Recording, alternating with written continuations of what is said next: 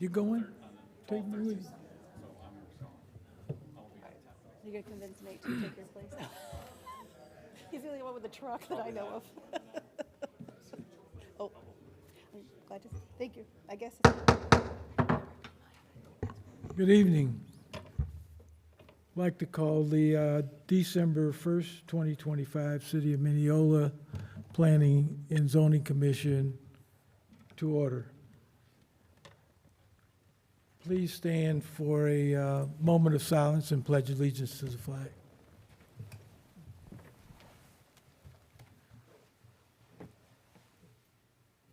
I pledge allegiance to the flag of the United States of America and to the republic for which it stands, one nation, under God, indivisible, with liberty and justice for all.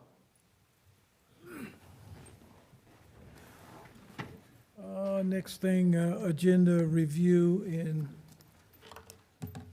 anybody have any suggestions or concerns about the agenda?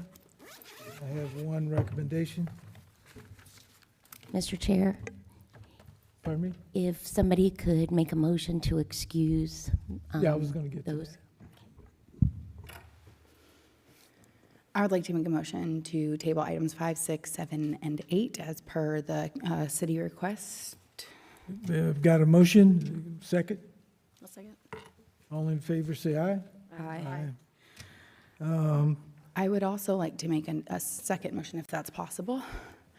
I would like to table items 3 and 4. I had a conversation today with Commissioner Sean Parks about the items 3 and 4, which is the Shepherd's Landing and annexation and rezoning.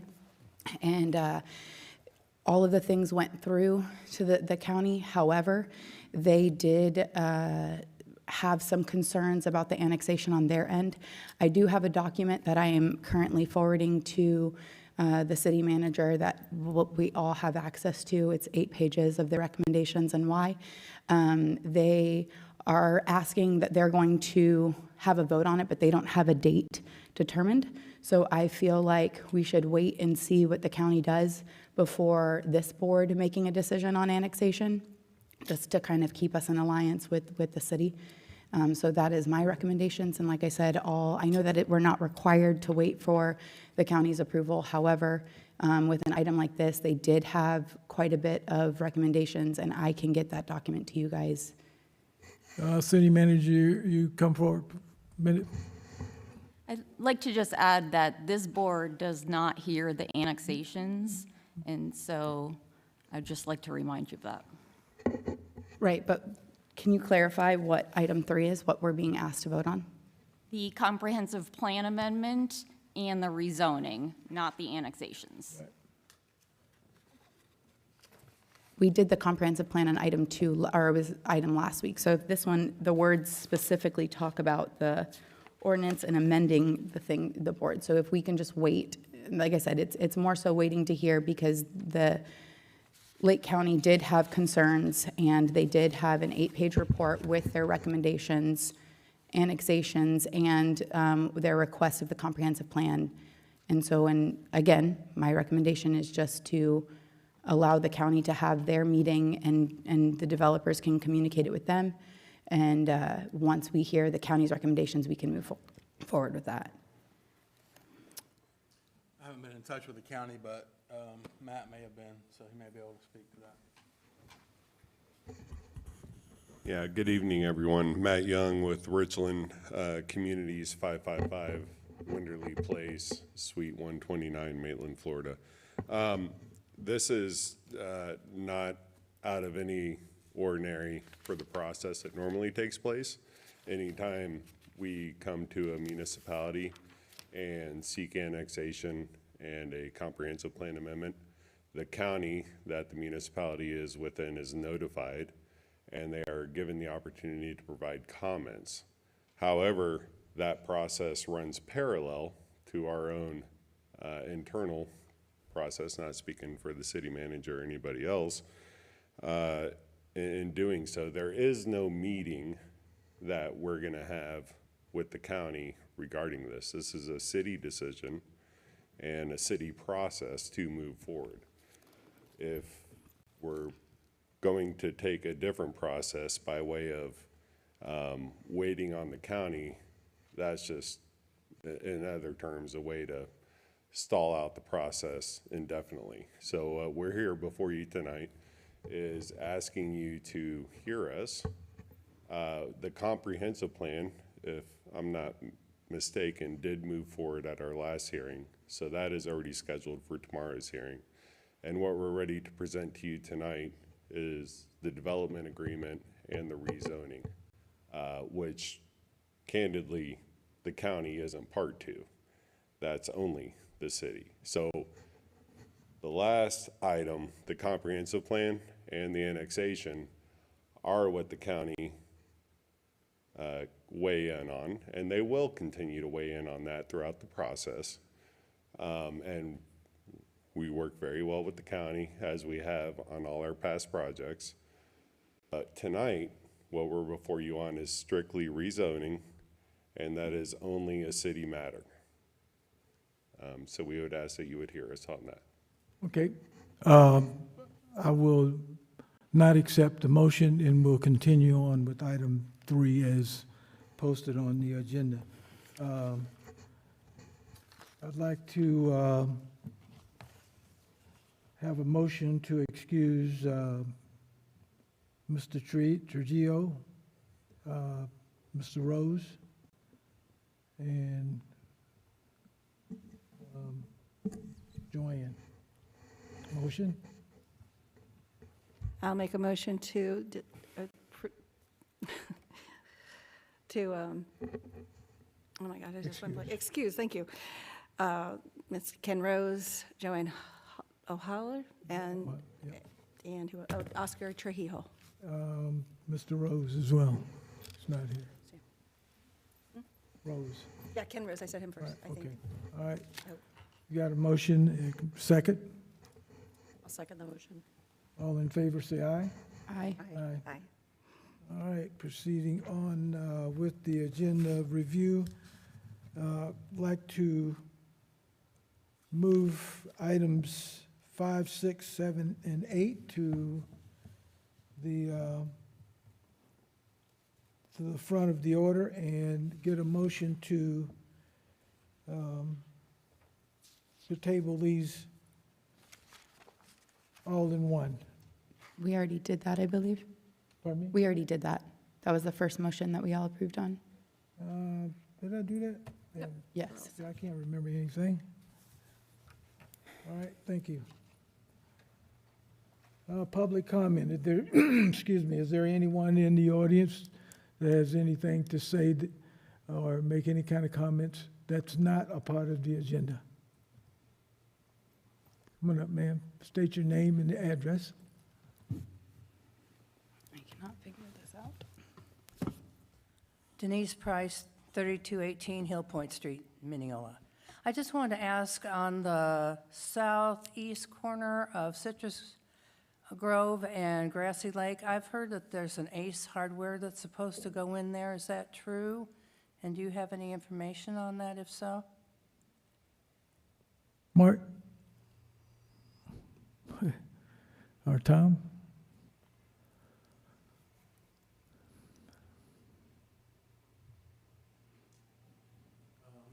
That is true, but I don't have the timeline of when they'll start construction.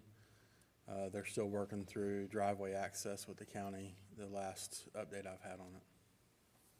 Thank you. All right, ma'am. Anyone else?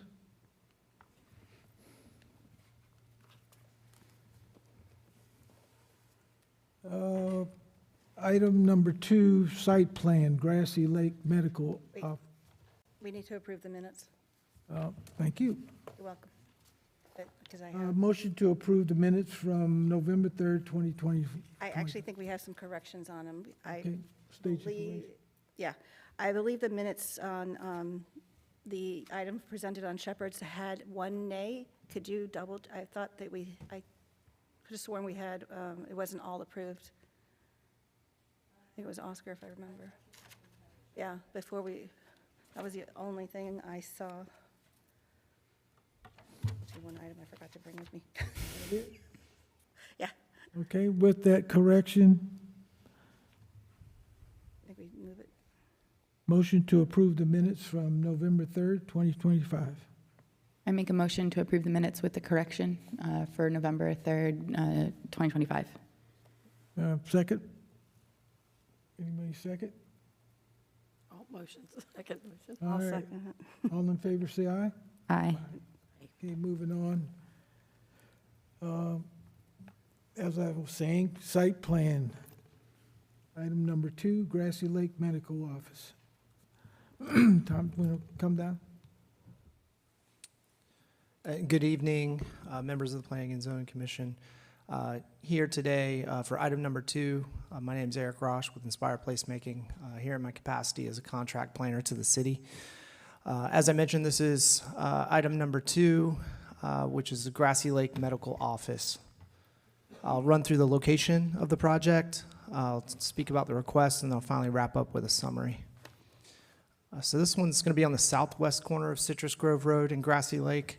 It's about 4.6 acres in size. It's got a PD zoning, which was recently approved. You may recall seeing this one come through for a development agreement where there were some back and forth negotiations with the residents to the south. They've since submitted a site plan consistent with that agreement. It's for just under 32,000 square feet of non-residential uses. So you've got a medical component and an office component. It's configured in 5 single-story buildings, as you can see on the site plan. And they've got a landscape buffer and a stormwater pond located to the south side of the site to buffer from that residential community to the south. These are the proposed architectural elevations. The proposed height's just under 26 feet, and the maximum allowed height would be 35 feet. So they are within the proposed height. We have no outstanding reviewer comments with the exception of one comment on the roof material.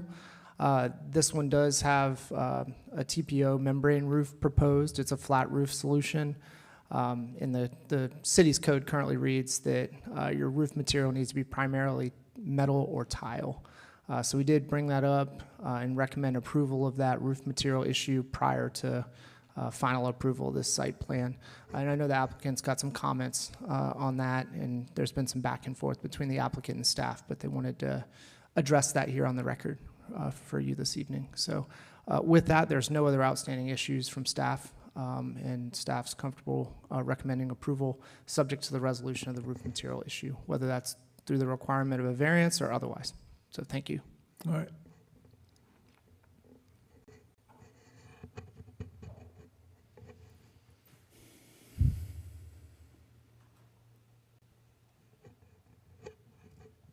Good evening, Mr. Chairman, members of the Planning and Zoning Commission. My name is Jimmy Crawford. I am an attorney that is the project attorney. I'm with Crawford, Modica & Holt, 702 West Montrose Street, Claremont, Florida. It's good to be here tonight. Yeah, we've been able to resolve everything except the issue of the membrane roof. And I've been back and forth with staff and legal department a couple of times on it. And I think we are willing to amend our development agreement at the same time that the site plan goes in January to the city council. Your code, in my opinion, conflicts. It says in 2 different places, one, that the predominant or the dominant part of the roof must be tile or metal, and then in other 94.4, it talks about a number of roof treatments that are disallowed, and membrane roof is not one of them. So it's hard for applicants and their architects when they start designing a project, and to us the code is unclear. But we are willing to go through the city process to resolve that comment prior to the site plan approval at the city council. All right. Be happy to answer any questions. We have our engineer here as well as the owner's rep. Back to the board. Well, I have a quick question, because you said there's two recommendations. One was on the flat roof, but the other recommends approval on the condition of a 20-foot utility easement running along full length. I didn't see that, or did I miss? Because you said there was only the one, but we have two on this P and Z packet. I was just looking at the last, what I thought was the last comment letter, and Yes, they also recommend approval of a site plan on the condition that a 20-foot utility easement running along the full length of the front property line along Citrus Grove Road to be delineated on the as-built plans. right. And I believe we've accommodated that in our plans, right? Okay. Sorry? Yeah, it's accommodated in our plans. You know, in as much as the utility easement isn't for our project, the law says we should get impact fee credits or money for donating or for deeding that property over. My client has said he'll go ahead and grant it without the utility impact fee credits. Is that right, Mr. Albacorder? Right, we can put that into an agreement. Yes. Yeah, we're okay with that. The lawyer in me makes the hair stand up on the back of my neck, but the citizen in me You're doing it in the says, goodness of your heart, right? the citizen in me says it's a good thing.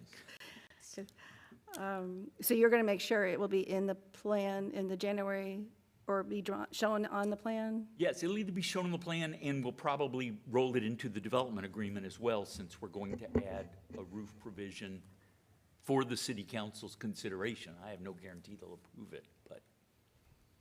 Oh, yeah, that was one of my questions. I have a question.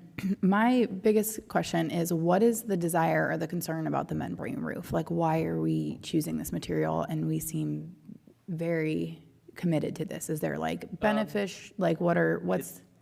There's two, and I guess I could let the owner or the engineer speak, but it is both cost, which it is less expensive than either a tile or a metal roof, and it is proven to be more durable.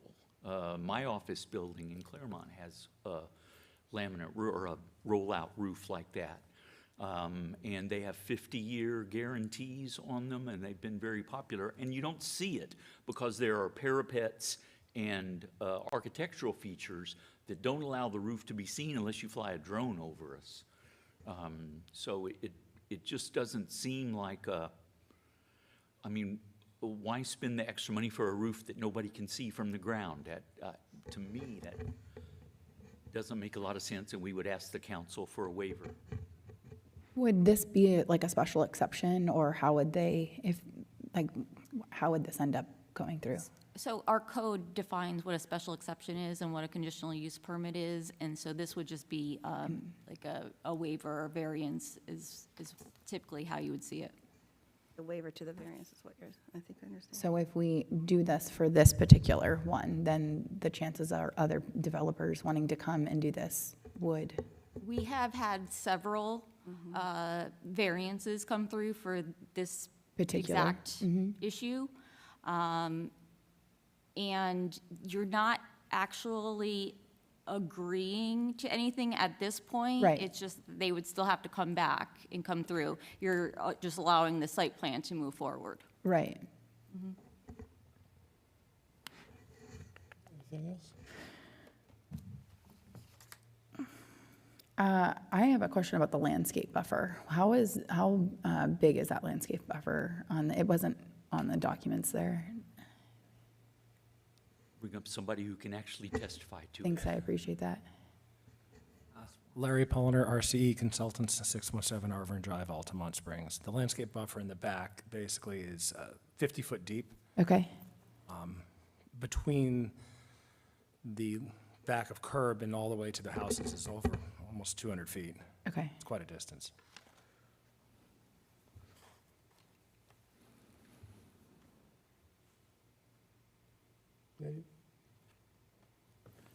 What's the date of the most current traffic study for the area?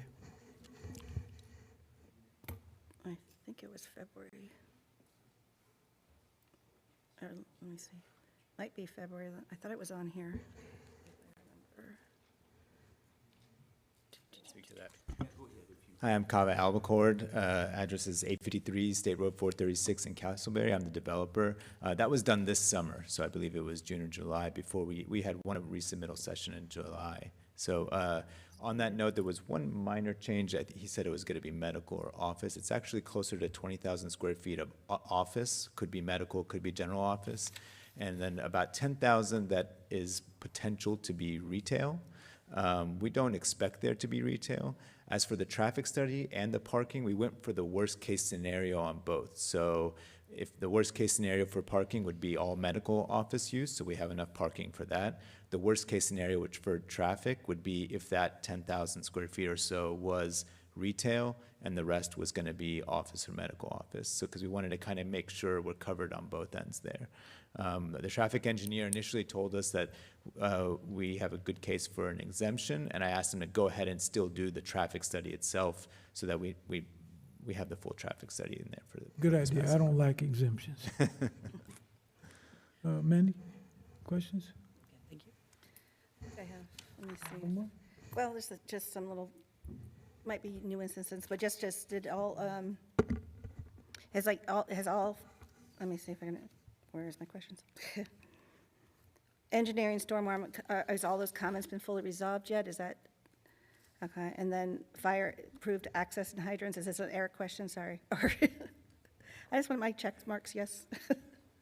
Yeah, there were, I think, 3 resubmittals on this one, so this one's been through the process a number of times. Fire signed off, Okay.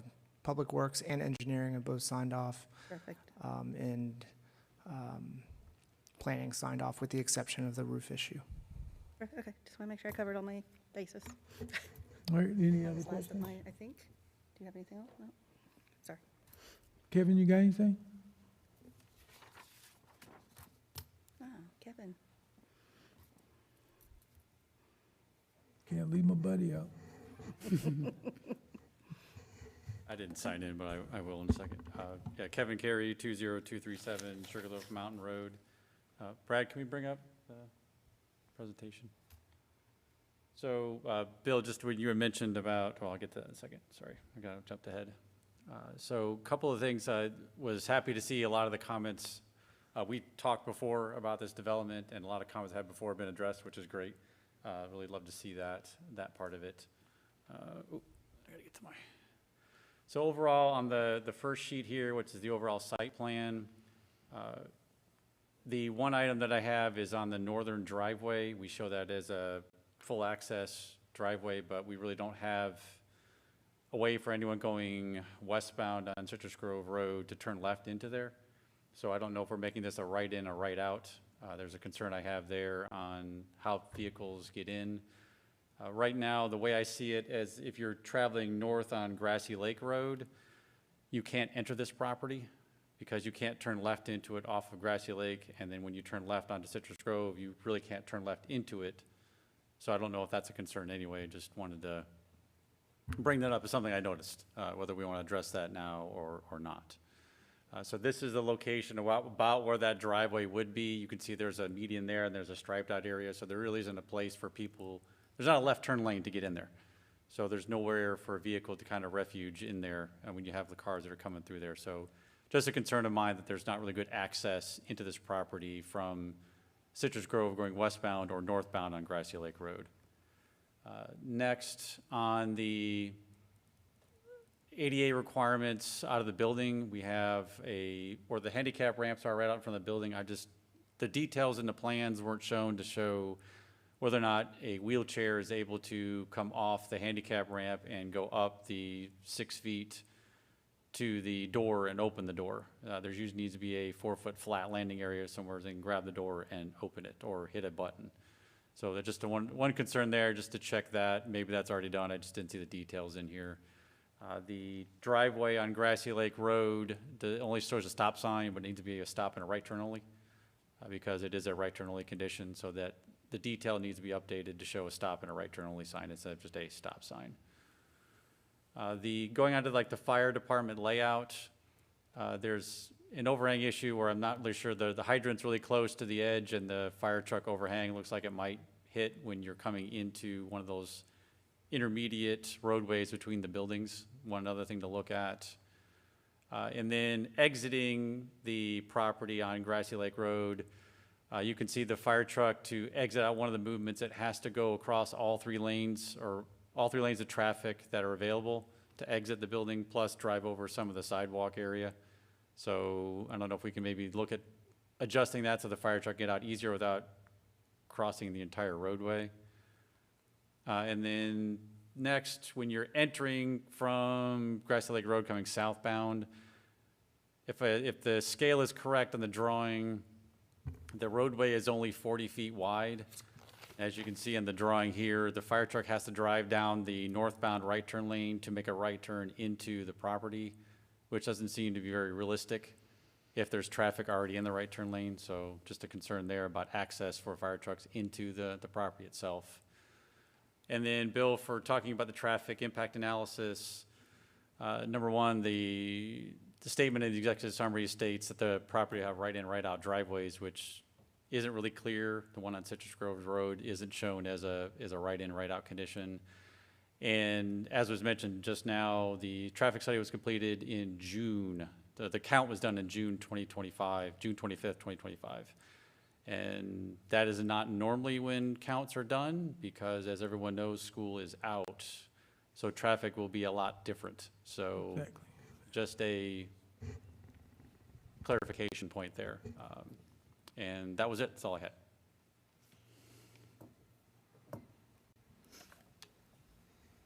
Any more questions? No, but I do like these recommendations, especially the traffic study one. This one was my biggest concern as well, that the traffic study being done in June and school being out, is there going to be change because of the schools and stuff on that road? So do you guys have any like feedback as to why it was done so early? Or is there a way to assure before it goes to council that you guys will be able to do another traffic study with school being in? I don't believe so. It was done, when it was done because of the site plan application, we have to put it in with the site plan application, which was in June, has been 5.5 months in the city review process back and forth. And I just have to say, site plan approval is a code-based approval system. It is, there's the case for Ms. Koch, GBV Intern Limited v. Broward County, 709 SO 2nd 155, a site plan for which the competent substantial evidence supports a finding of meeting the land development code requirements must be approved. It's not discretionary, it's code-based. All of the evidence, the engineering staff of the city, their consultant, reviewed and had comments that we all met, and we met them. I don't know for sure what Mr. Carey's position is, but I think he's just a citizen who's up here making a comment. That isn't competent substantial evidence, and it doesn't have anything to do with the review that the city did of our site plan. And aside from the roof issue, which we have agreed to address, and the secondary issue, and I already forgot what it was. There were 2 that we agreed to address. Easement. The easement, The easement, yes, ma'am. We'll address both of those prior to city council meeting. And the rest of it is just before you with the evidence that is here. And I know that's, I don't mean it to be mean or confrontational or get a denial or anything like that. I'm just saying we follow the rules. Those are the rules. Somebody comes up at 5.5 months later at the 11th hour and says, gee, I'd like this, I'd like that, I'd like that. That isn't how this process works. So, if I may, I'm gonna choose my words intentionally here. I appreciate you telling us how to do our job. And Kevin is somebody that all of us extremely, we look for him because of his qualifications, and I'll let him explain that to you.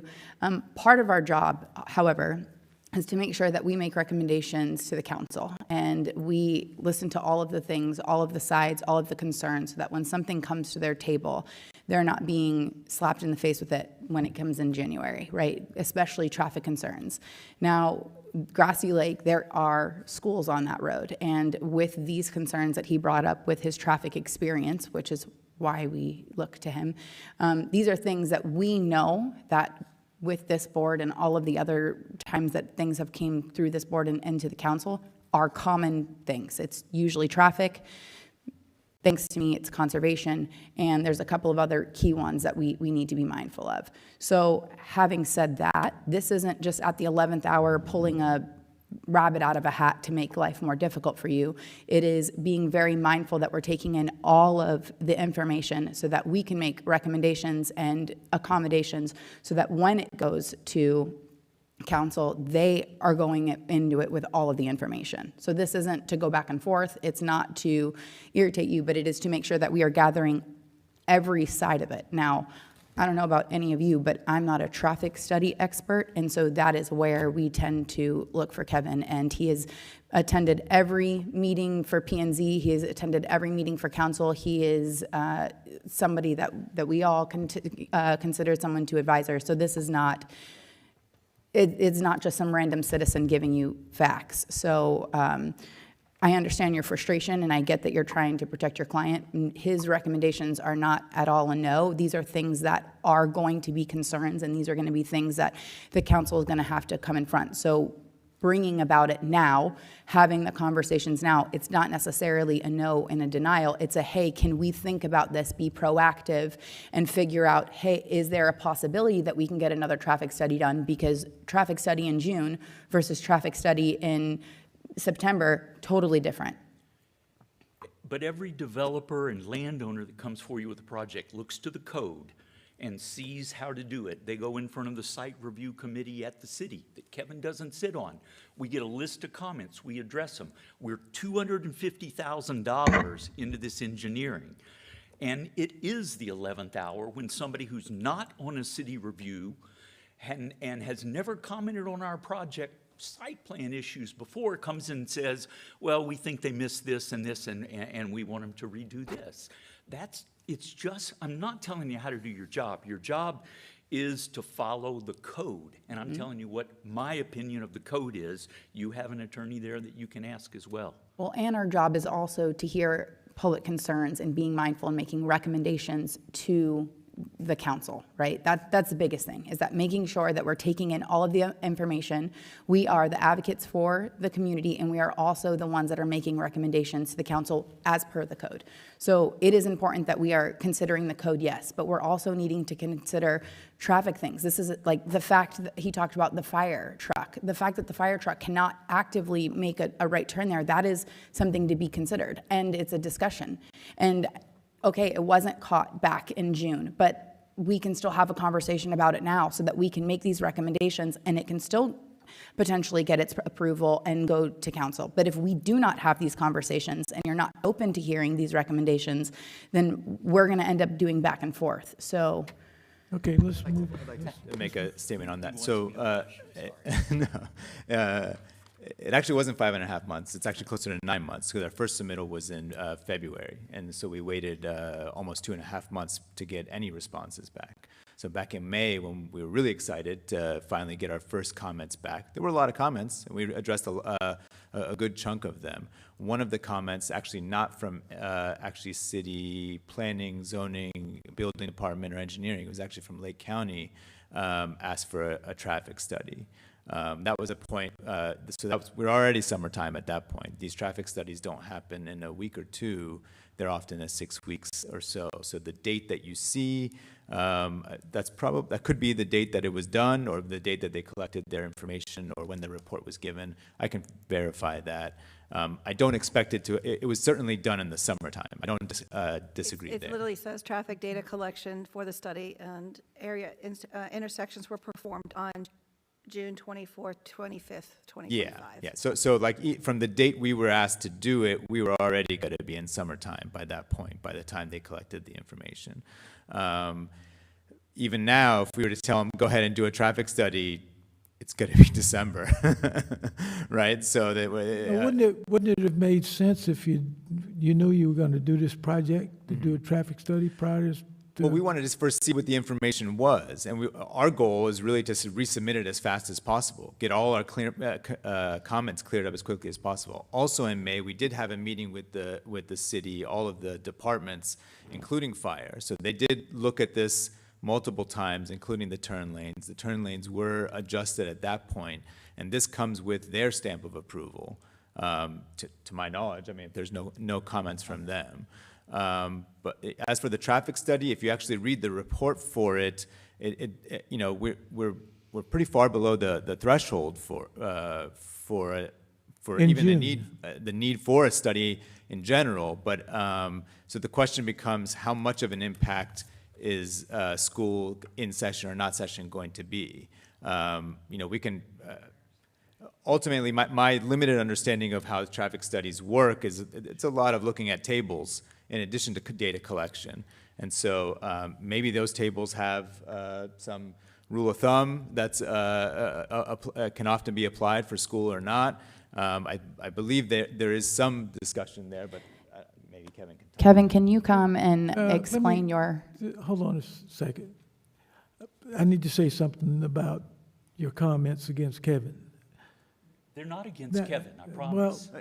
well, they're deflected towards Kevin, okay? Kevin brings up some valid points. Fire truck, turn radius. That's already been looked at by staff. So put him on the site review committee and we'll hear his comments in June and we can address them. We can't address them at this stage. Well, we can address them tonight. And we either listen to what he has to say, offer up some recommendations to you, and then make our recommendations to the council. Okay. So- Then I'm just gonna call him next time I have an application and hire him to come in on the front end. That's a because great idea. It costs a You absolutely ridiculous could. amount of money and time to go back and redo these things at the 11th hour based on someone who's not even a city reviewer. Your building is on fire, how are you gonna get a fire truck in there? The city fire department and engineering department looked at it and approved our plans. They say we can get the fire truck in and out just fine. That's the competent, substantial evidence that matters. We meet the code. The site plan approval is not discretionary. Okay, Kevin, your turn. Defend yourself. Yeah, can you start by explaining your role and who you are? Let him talk, okay? My name is Kevin Carey, 20237 Sugarloaf Mountain Road. I graduated in 2000 with a BS in civil engineering. I got my professional engineer license in 2004, license number 61635. If anyone wants to verify that. I have been a professional engineer since 2004, have done hundreds and hundreds of studies like these. All of my study experience has been for FDOT. FDOT does not allow us to count during holiday periods, does not allow us to count during the summertime, unless it's a place, we'll get studies for a beach, like Cocoa Beach, right? Most of your traffic going to be peaking in the summertime, but anytime you have a school, we don't do counts during a non-school event. So I can give you the experience that when you're looking at the count data, it does change significantly with schools.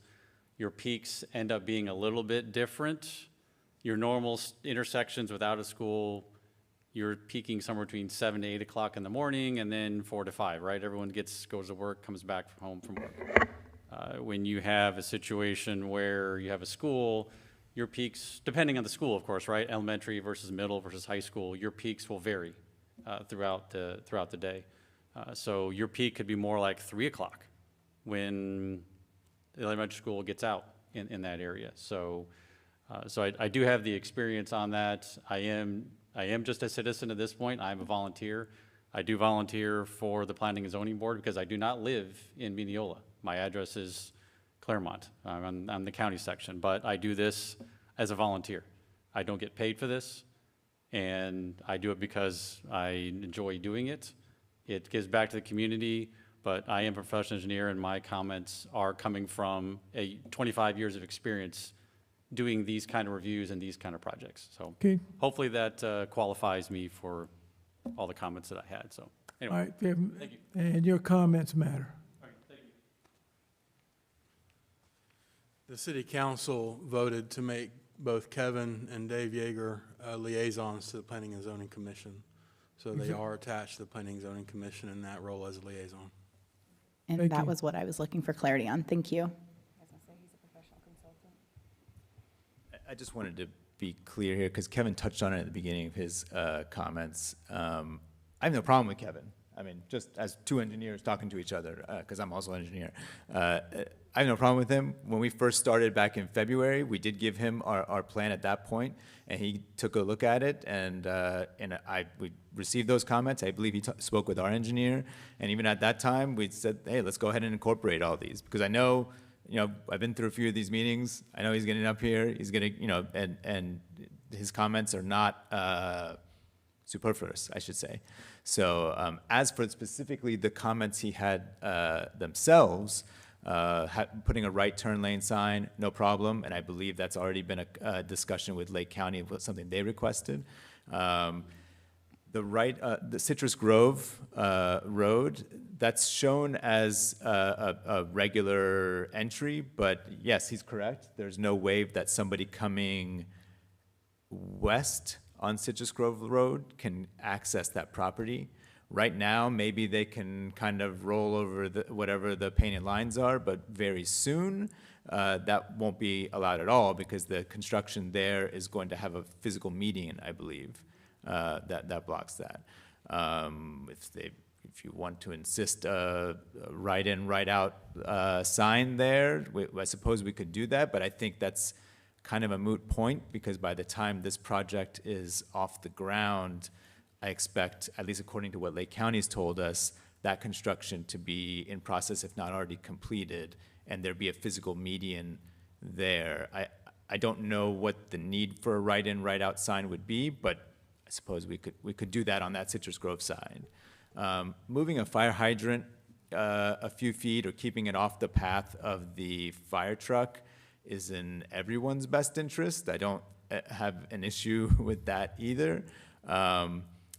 As for the entry on Grassy Lake for the fire trucks, we kind of have our engineer in discussions with the fire marshal, and it's been approved. I don't know what more we can do. We cannot expand Grassy Lake Road. I don't know any other location for an entrance there that could be any better for it either. That is, I guess, a situation for an emergency if it happens. But yeah, I'm open to hearing suggestions or comments or anything. Okay, else. sir, thank you. But as far as the traffic study, I mean, if we did what we needed to do at the time. We could not have resubmitted without having that, and so, that would have meant a later resubmission than we were prepared to do at the Okay, time. thank you very much. Bring it back to the board. Mandy, you have any questions? Mandy? Sorry. I'm good, thank you. So it sounds like he was willing to update the stop sign as per Kevin's recommendation. He also mentioned willing to move the fire hydrant. He didn't mention the ADA accessibility, which was that 4-foot thing. That was not something that he mentioned in his comment. I feel personally the recommendation would be to just let the council know that the traffic study was done during June, and maybe make a recommendation to do an updated traffic study during school time as our only recommendations to council, because that could definitely cause some long-term issues as far as that. But as everything else, I mean, he said they were willing to make those accommodations, and we also took into consideration the membrane roof situation and the other recommendation that Denise brought up. So other than, I think the main recommendation would be to recommend to the council to consider having them do an updated council traffic study, but approving it with that recommendation. Okay, I don't have any further questions. Would you like to make a motion? Yes. Just make sure we open it up to the public. Oh, yeah, public comment. Public comment? I'm you. sorry. Anybody in the public like to make a comment?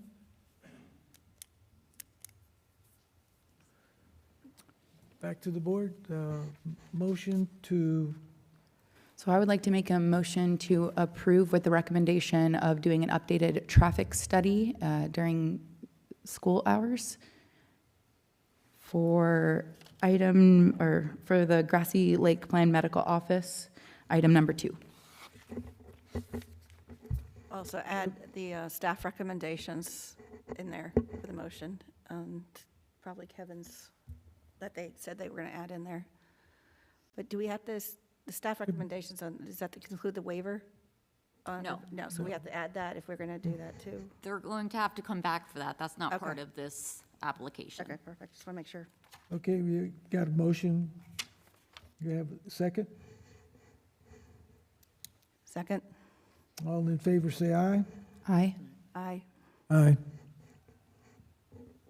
Aye. Oh, sorry, you didn't hear me. Opposed? None. Thank you, and I'm sorry if I was grumpy, and I do want to clarify, I have no problem with Kevin. I think Well, I for the. do. I for- just want him early in the For process. for the future, when we see you again, he's a part of us, okay? Remember that. You can hire him, like you said. Then there's got to be a way to integrate the process a little better, because the process isn't fair and I don't think legal, but we've got an outcome that we're ready to move forward to, and my client's happy, so I'm going to hush. Thank you very much. That's right. Okay. All right.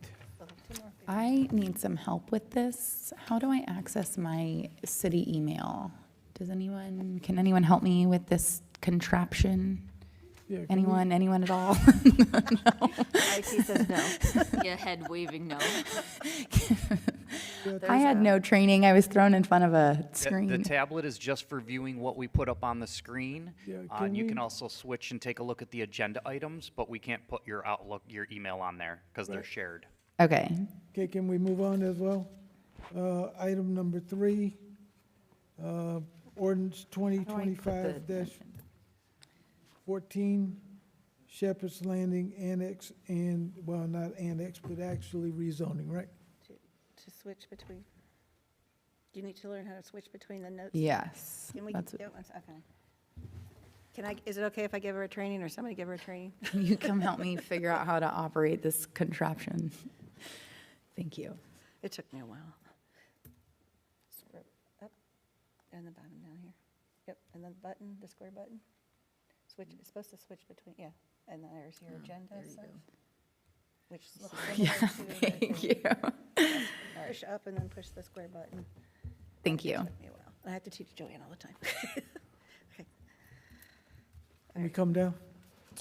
If anyone has trouble, viewing What? anything up on your computer, if you want to sit in the audience, Okay, that's fine all right. too. I won't Oh. be offended.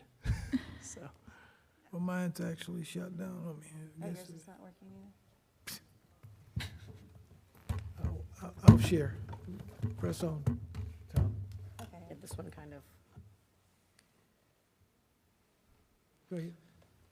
all right, again, for the record, Eric Rosh with Inspire Placemaking here as contract planner to the city. The next 2 items on the agenda, we're going to open them together because they are related. These were continued from the meeting last month. They're listed as items 3 and 4 for Shepherd's Landing. They're listed as an annexation, PUD rezoning, and development agreement in your agenda. I'll walk through the location of the project. I'll talk a little bit about the current and future land use map and the current zoning. I'll talk about the requests, specifically the annexation and rezoning under item 3 and the development agreement on item 4. And then I'll run through some outstanding issues. So this one's located south of the Turnpike and north of Citrus Grove Road. It's bisected by Sullivan Road and Scrub J Lane. It's a pretty big project, just over 261 acres in size. You can see it outlined on the screen. And I'll just note that you've got the Minneola Ridge project, which has been approved to the north. You've got Founders Ridge, which was recently approved, also known as Citrus Grove, to the south and to the west. And then you've got the Camp Lake, Hills of Minneola light industrial area immediately to the east on the turnpike. So the future land use map, this is the comprehensive plan designation, both within Lake County and within the city. So that's the, big picture vision adopted and sent to the state for review and acceptance. You've got a Lake County rural designation on 194 acres, and you've got a city general commercial on 59 acres. You can see it there in red. You've got a small city mixed-use portion, which is about 7 acres. That's to the top of the screen. It was property that was originally included in Minneola Ridge, but not included in the most recent Minneola Ridge. And if you recall at your last meeting, you did make a recommendation to advance a future land use map amendment for this project to the mixed-use residential designation. So that was something that was taken care of at the last meeting, but just wanted to make everyone aware that that's the future land use situation for the site. The current zoning, you've got an old remnant Lake County PUD on a portion of the property. You've got the city's B1 business district on the 59 acres that was designated for commercial. And then you've got the small old Minneola Ridge PUD remnant property on the north. So the request that's in front of you today, they have proposed an annexation of 194 acres from Lake County into the city. So that's all the property on the, I guess it's on the west side of Scrub J. They've requested a PUD rezoning and a development agreement. And all of these things work together to regulate the form of the proposed development. And I'll walk through that in just a minute. The development program that's been requested, 652 single-family detached dwelling units, 443 single-family attached units, just over 47,000 square feet of commercial, 10 acres for a public utility tract that's located in blue on the screen, and then 25.26 acres of open space and green space on the north.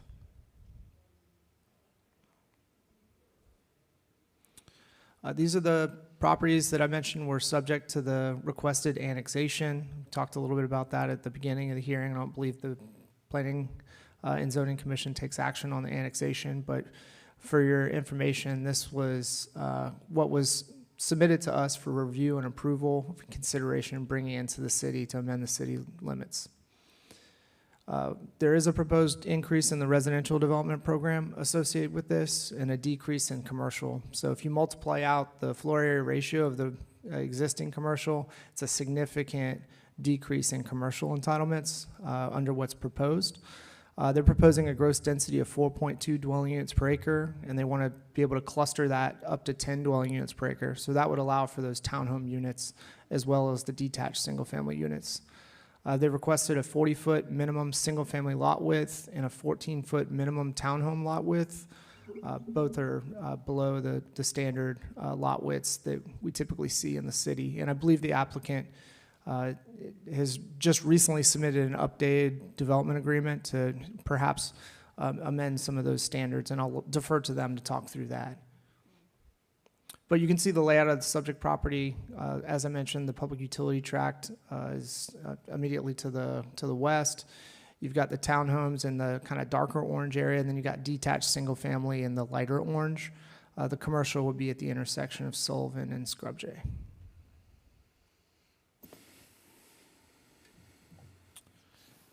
In terms of the development agreement, it outlines all the policies applicable to the development of the subject property. It includes an exhibit, which is all the development standards that are proposed for this site.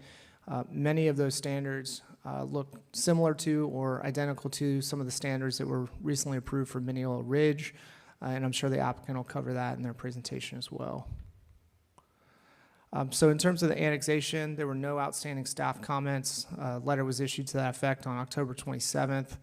The PUD rezoning, we did have 11 comments from planning, and I believe those were issued in your backup. The first is we raised an issue with interconnectivity to the Founders Ridge project. They showed 6 interconnections, and the applicant's proposing 2. So we just want to call that out to your attention that, there needs to be some coordination between the 2 property owners. There is an approved concept plan for Founders Ridge, but there's no approved subdivision plan. So that does need to get resolved between the 2 private parties. We called out an issue with buffering between public tracts and rural single-family housing.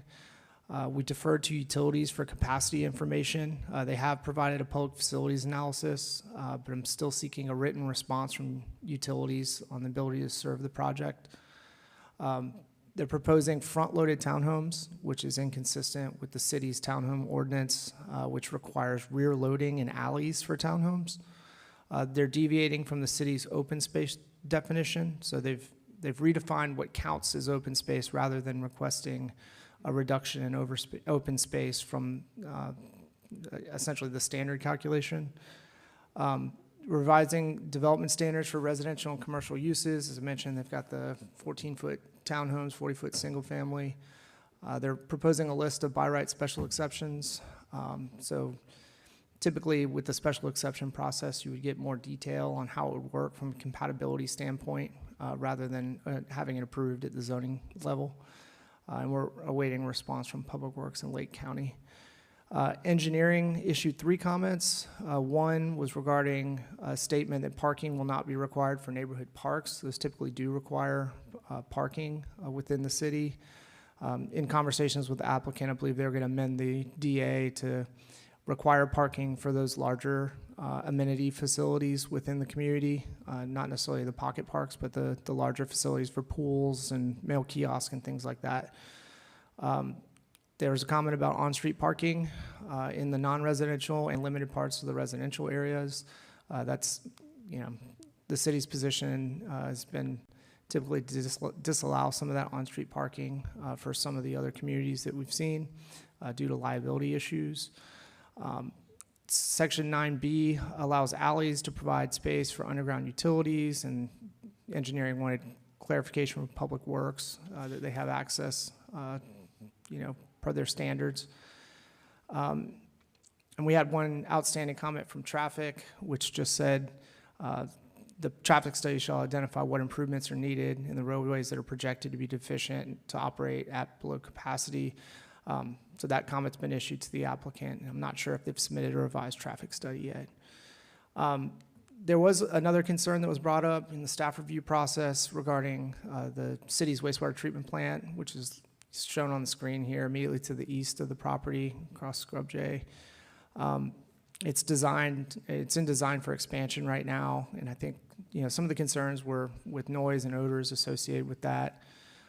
Staff suggested a couple different options, perhaps doing some sort of non-residential area in the purple, to provide a little bit more of a buffer from that wastewater treatment plant. The applicant is wishing to move forward with residential in that location, and they've stated that they'll provide disclosures to any future home buyers that the plant's there and it may be expanded. So that was their solution to that.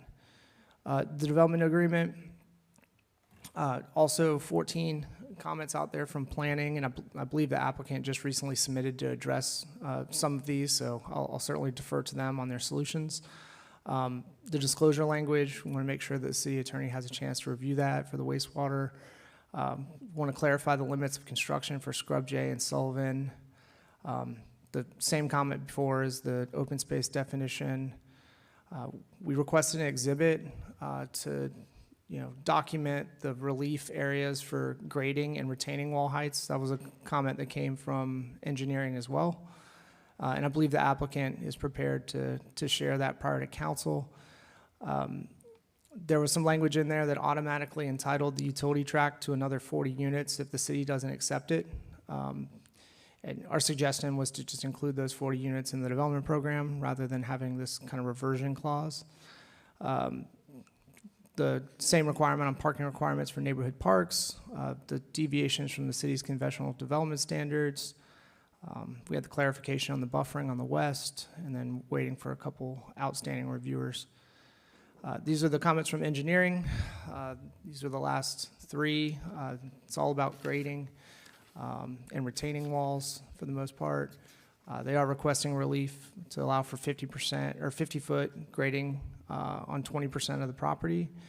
So we've requested a document that shows where that is. Section 16A, and same thing with the retaining walls. They're proposing 18-foot interior retaining wall heights. And they said they would provide a wall detail for council review. So that's something we've yet to review. And then finally, the public facility site. There were some questions about its usability that were brought up by engineering, just due to the slope of the land.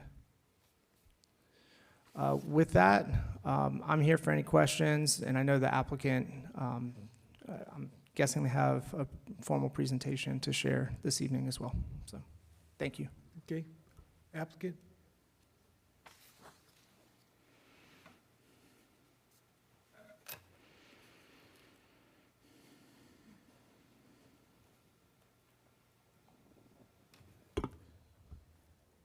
Good evening. Good evening. Erica Hughes with RVI, 111 North Magnolia, Suite 1350, Orlando, Florida, 32801. And we have our applicant team as well joining us. Thank you to Mr. Roush for the presentation. He gave a great overview of the existing conditions of the property and existing entitlements. Our PUD is a proposed mixed-use development that includes a variety of, or some mixed-use development of including commercial and residential development. As discussed, in total, there are 4 applications that are each individually is one piece. They all come together to tell a complete story. Last month, our comp plan amendment was recommended for approval by the board. As discussed, annexation is not one of the applications that is reviewed, so tonight we will be reviewing the PUD rezoning and development agreement. And why the PUD rezoning? As shown, the city's land development codes, the purpose of the district, some of the important key statements are allowing a variety of housing types with a broad range of housing costs and encourage innovative development concepts to provide design amenities and to manage natural features of the land. So this PUD is proposing alternate standards, which provides flexibility for longevity of the project. Our PUD development program, as Mr. Roush has previously shown, includes single-family, detached, and attached residential, commercial, open space, and a public utility tract. Here is a conceptual master plan showing that the residential is predominantly, single-family is in the west and north, and then the townhomes are clustered around the proposed commercial development. We are, well, I'll get into the outstanding issues in a little bit, but interconnectivity, Founders to the south of us was approved with 6. Our plan is actually providing 3, including Scrub J, and our proposed plan is supported with the 3 access points. As we move forward with the site plan, additional coordination with surrounding property owners can be achieved as it moves forward. Public facility analysis is currently under review by staff. Non-residential permitted uses, the list that we are proposing is similar, if not matches, what was approved in Minneola Ridge. And we're trying to avoid any issues with special exception processes down the road to continue development of the site. The traffic study, a preliminary TIA was provided with the comp plan amendment that showed a large reduction in trip generation due to the reduction in commercial use. And during the site plan process, an updated technical TIA will be provided for review. Development standards, our residential development standards proposed do differ from the LDC. However, they are pretty similar to what was recently approved in Minneola Ridge and are provided because of the difference in lot widths that we are proposing. And this is, generally for a more modern residential project that's currently being developed in the area and surrounding areas. The same for non-residential, just a little bit different than Minneola Ridge, but Minneola Ridge is a much larger project in comparison to Shepherd's Landing.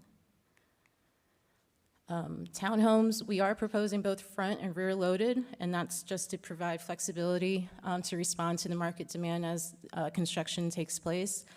We have updated our development standards and the development agreement to show that our minimum townhome lot is now 20 feet and not 14 feet. And the front-loaded townhome option was also approved in the Minneola Ridge PUD. Our grading exhibit, we have provided a preliminary exhibit to accompany the development agreement, which is shown on the plan, and that will be continued to evolve as we move forward with the site plan. Noise and odor notification, as Mr. Roush had mentioned, all potential homeowners will be notified of proximity to the facility. It would be hard not to see the facility as you're coming to the site, so additionally, Scrub J is a 70-foot right-of-way and will have a 20-foot landscape buffer along with it. When you include the backyards at the homes, you're now a distance of over about 100 feet or more. And residential development in proximity to wastewater facilities is not uncommon in Central Florida. Shown on the screen is a facility in Orange County with proximity to a very successful residential golf community, Stony Brook and Eastwood. The 40 units are acknowledged in our comp plan text amendment, and the total residential development program is increase has been noted in the comp plan amendment. Open space, this language was taken from the approved Minneola Ridge, and the difference is we are including amenitized stormwater ponds to be included in the open space calculations. This is a standard practice in many municipalities around Central Florida, and was approved in Minneola Ridge, as I mentioned. And parking for open space, dedicated parking areas for clubhouse amenities will be provided. We did provide an update to the development agreement with that language. Passive parks will have on-street parking as shown on the image on the screen. And all the roads in the development are proposed to be owned and maintained by a CDD. So liability would be on the CDD and not the city.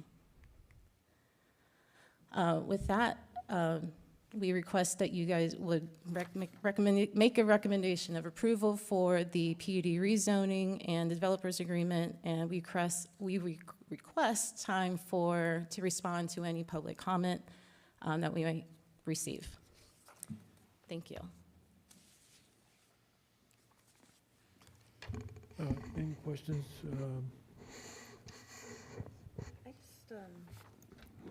Question, I don't know, for Mark or somebody in the city, or even Jennifer. When was Minneola Ridge approved, since they're using the language from an approved PUD? Since it's like consistent that you said we're copying from Minneola Ridge and not our code? It was either 2024 or 2025. The applicant's recollection, it was January of 2025, so about a year ago.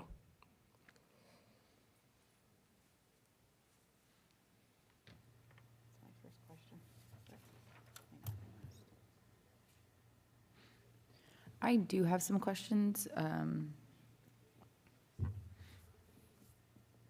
For us or? Well, I'm actually, I want to kind of hear from the public first, if that's possible, because I don't know if there's anybody, are we allowed to do that?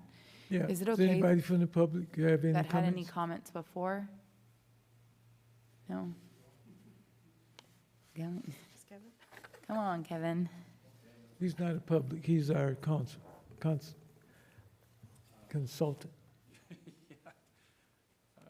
Kevin Carey, 20237 Sugarloaf Mountain Road. Just one comment. The location, and just maybe clarify, the location of the public facility site that could be like a wastewater, expansion of the wastewater treatment. I was trying to get clarification on what that would be. That's just sort of wanted to understand further what would be able to go in that purple site, the purple color. Sure. So Matt Young, representing the applicant. So this application actually came before the city, consistent with Minneola Ridge, back in the maybe second or third quarter of last year. We pulled it at that time, reactivated it this year. But at that time, we knew early on, being heavy stakeholders in the city, controlling, 2,000 plus or more acres, that the city was going to need assistance with their wastewater facilities.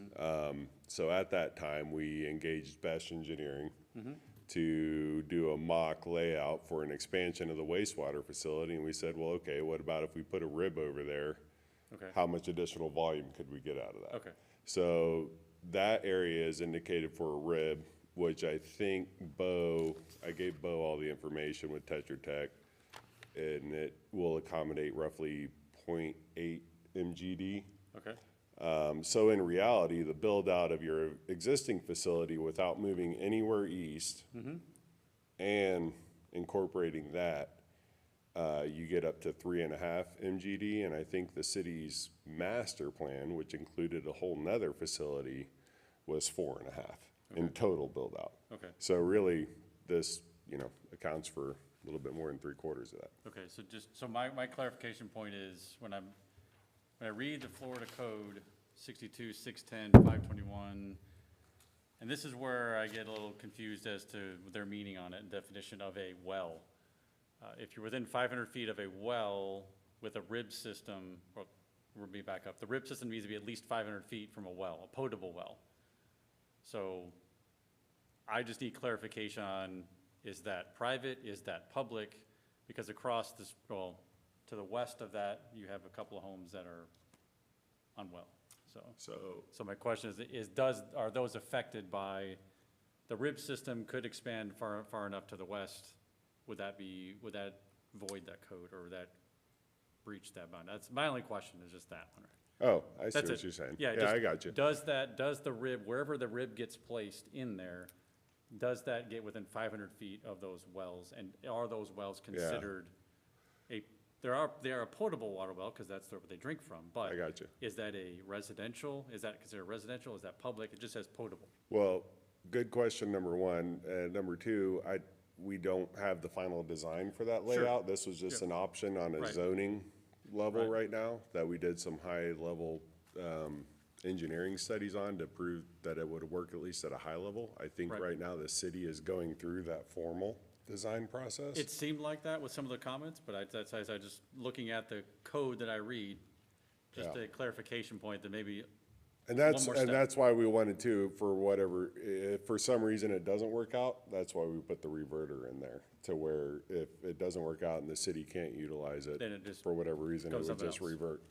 Okay. Yeah. Just a clarification point because of that, maybe that's one of the options that we put in there, is that just to have that checked, that's all, just a clarification. So, thank you, that was it. Okay. Mindy? I'm good, thank you. Okay, so I saw in this, you have. I'm sorry, I thought we were Nope. still doing Yes, citizen. yes, Okay, yes. is that Go okay? ahead. Yep, absolutely. Okay, so I apologize, I am just a citizen, and worse than Kevin, I am not an expert in civil engineering, I only have a master's degree in mechanical engineering, okay? But I live off of Sullivan on Seminole Trail, which is directly west of this proposed development. Can you okay? state your name and address? I apologize. Cullen Sterling, 18131 Seminole Trail. So my neighbors to the north of me are the ones just to the west of the planned treatment facility. Okay, I already get an aroma when the wind is right from the existing facility. Okay, I don't want additional facilities there near my home for that. I understand that property owners have rights and they have the right to develop. I also have a right, okay? And I purchased my home intentionally to be out in the country, not in a location where I could literally spread my arms out and reach my neighbor's house, okay? So that's why we are where we are. And we're not looking forward to having those types of developments near us in the future. Traffic on Sullivan is already a mess. And I know we haven't talked to traffic studies here, but the Grassy Lake one we just talked, it's terrible in the mornings, okay? It's terrible during school hours. My kids drive up and down Grassy Lake during school hours. It's bad. It's even worse when there's an incident on the turnpike because guess what? Everyone gets off and comes down Sullivan right now, comes down Citrus Grove. In addition to that, we've already got the new development going in on the corner of 27 and Sullivan, which is going to just make it even worse. So we've got a lot of traffic issues that we're not fully prepared to handle, in my belief. Again, water table concerns. I'm glad you mentioned that, Kevin, because I'm on a well. My neighbor's on a well. I need to have clean water. But, you know, we talked about conservation earlier. It's called Scrub Jay Lane for a reason. It's because endangered scrub jays are prolific in that area. On top of that are also gopher tortoises. I can't tell you how many times I drive past endangered gopher tortoises in my yard, on Sullivan, up and down Scrub Jay. Every single day when the weather's nice, because they don't come out every day, they come out periodically, but there are always, on a day when it's fit for a gopher tortoises, they're out there. And I understand that there's impacts and there's things that we do, but let's not kid ourselves. I know what it's like to develop, and I've done it before, not professionally, but as part of my job. You pay the impact assessment and everybody turns a blind eye and walks away, okay? These gopher tortoises, they're not gonna be relocated. If they find them, yeah, maybe, but what they're gonna do is just bulldoze over the burrows and nobody's ever gonna see them again. That's the reality of what happens. So, you know, our attorney friend that left, and I know he wasn't directly part of this project, excuse me, but he said a mouthful, okay? And when he said the mouthful, it was when he made the comment that we've already spent $250,000 on this project. And mind you, we were talking about relocating a fire hydrant and making sure fire trucks could get in and out and that we had safe passage in and out of the proposed medical facility, okay? I don't want to spend any more money. That was the message. And that is the wrong message to send. That is not what we're about. We don't need to be worrying about protecting developers and their assets and their growth and their increase in profits. We need to worry about protecting our citizens, the people that live here, the people that work here, our endangered species, and those people that will come in and out of those medical facilities. If we're focused on, oh, we can't go do these changes because it's going to cost us more money to make them, that's the wrong message. We got to focus on doing the things that are right for the right reasons. Thank you. Thank you.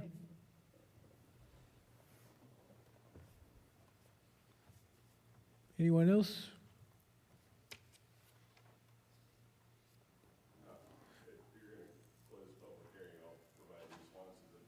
Come on up.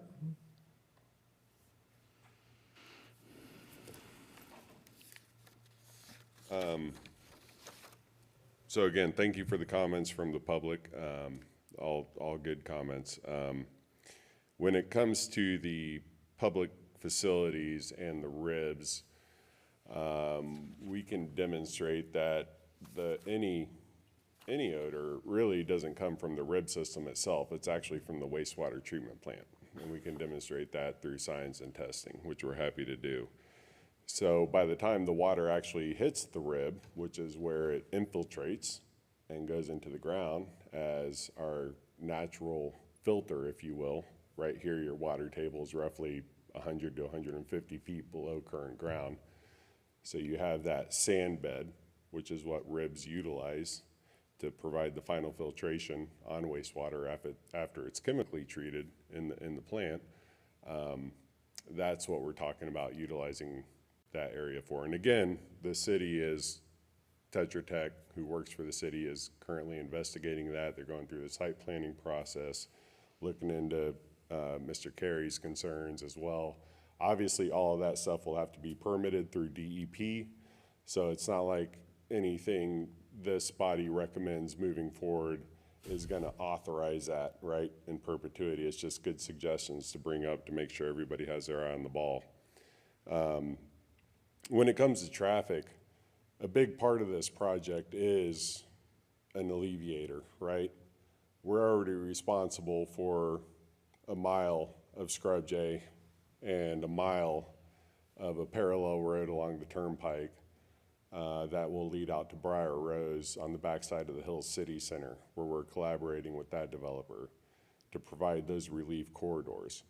Founders and the municipality and the county are handling the rest of Citrus, right? So this is the last segment, really, that's going to interconnect all of that, provide for an improved collector road corridor that will be able to facilitate that traffic as intended. I think the other thing to take into account in that, whenever we are talking high level about traffic studies, which one was submitted with this comp plan that already moved forward, is we reduced a significant amount of commercial here, and a lot of that commercial went up to Minneola Ridge. So theoretically, the commercial that was already entitled here and zoned here would have a bigger impact on Sullivan and this intersection with Scrub J. Now that's been moved north up to Minneola Ridge, where we're responsible for building that road out to Briar Rose as a signalized intersection. When we talked about endangered species, I would disagree with the gentleman that came up. We already did a full Scrub Jay survey in this territory. It was provided to your staff, and FWC provided concurrence that we were correct, and there were no Scrub Jays observed here, and that permit is valid. When it comes to gopher tortoises, the practice of paving over a gopher tortoise is not permitted, and it's a hefty fine. And we, I think, now are in the range of $6,000 to $7,000 a tortoise that we have to relocate due to limited conservation habitat out there, candidly. So obviously supply demand weighs into that. And that's, again, something that has FWC concurrence on it. They actually come out and inspect the surveys that the environmentalists do, concur with them on those surveys. The environmentalists then safely remove the tortoises. FWC comes back out and issues us an all clear. And that's whenever we start development. So that's how the process actually works, and we don't shy away from those fees. We're not asking for a handout on those fees. And I think that covered the current comments from my point of view. What kind of comfort you can give the I won't say young man, but that there's going to be something done to reduce the odor from the wastewater treatment plant? So again, most of the odors actually come from the chemical process of cleaning the water. By the time it actually hits the rib system, I think you could find different individuals that actually would argue that it technically could be safe for human consumption. But at that point, all of the odor is pretty much removed from the actual wastewater. And so again, we're not looking to put a plant, or we're not suggesting that the city put a plant over there. The city's plant is where it's going to be on the east side. They are going to expand that. I would encourage the citizens to talk to the city about that. All I'm suggesting is we recognize this early on. We knew there was a need for additional land for the city to facilitate their wastewater expansion, and this was what we proposed. And it was always intended, as we laid it out, that that would be a rib, not an actual treatment facility over there. So again, the treatment of the water happens where it currently happens. It would just be piped Right. along a right-of-way or a road and just bubble up into the rib. It would go into the sand bed filter just like it does currently on the east side. And that's how your wastewater facilities are handled. What's the distance from the closest residential house and the treatment? So I don't have that distance off the top of my head, but it would be there on the northwest corner of that map.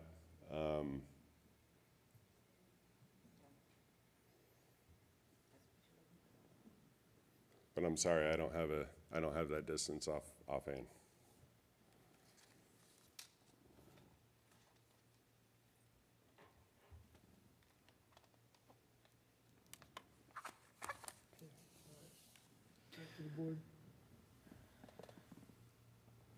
Okay, so the comments about the scrub jays and the soil and the gopher tortoises and all the things. So I would like to speak to that. So first off, I understand, I also did take a look in the comprehensive plan. That was not part of this packet, but it was last month's packet. They had the comprehensive plan where they talked about, that was where they gave us the information that he is referring to with the recommendations. The biggest thing to take into consideration here is that in the original packet, there wasn't any scrub jays present, and I did also see that. The concern for that is that the location, with it being rural, is what's considered an ESRIC scrub ecosystem. So as it pertains to tonight, we're talking about changing it to the POD and all of these other recommendations, right? And I think we do need to take into consideration and that it is that ecosystem. So to the gentleman's point, it is the ecosystem. So whether or not they were present, it is one of the limited, it's actually our only in Minneola ecosystem that is suitable for scrub jays.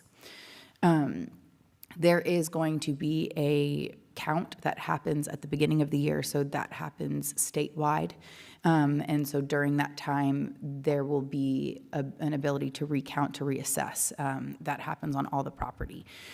So I do understand the concerns. That is a concern of mine as well, especially because on this, we're only looking at the 25.26 of the green space. So that's not really like a conservation space. And even with the parks and all of the things, we're pretty much destroying the habitat. So any potential or any probability of being able to rehabilitate these animals in this space are going to be limited to just that small little space. So I do share the concern. I do see the things. I do have a recommendation for that.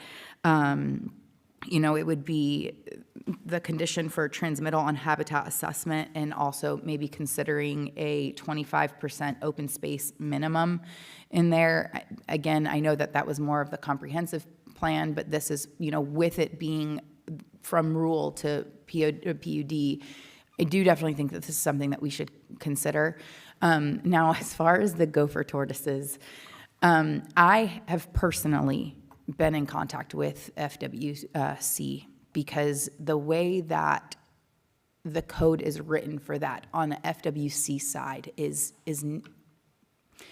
controversial at its least, to say. So the way that it works is, as he said, they do an assessment. They are given a percentage of recommendations of removal, and they have to pay per turtle for that if the space is available. Now, as far as the running over, that is not a correct statement, but what does happen is they are flushed out. And the only thing that is in the permit, the only thing that is recommended or by law that they're supposed to remove is the gopher tortoise. However, there is 360 other species that live in that borough, some of them being on the threatened and endangered list that are not required by the developers to move out.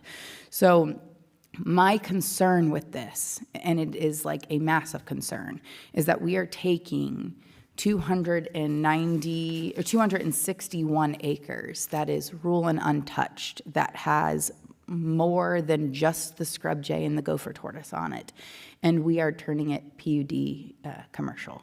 And there is absolutely no plan for any sort of conservation or green space that will secure or be able to relocate it. Now, I did speak to 2 of the sanctuaries that take the gopher tortoises. One of them is completely full.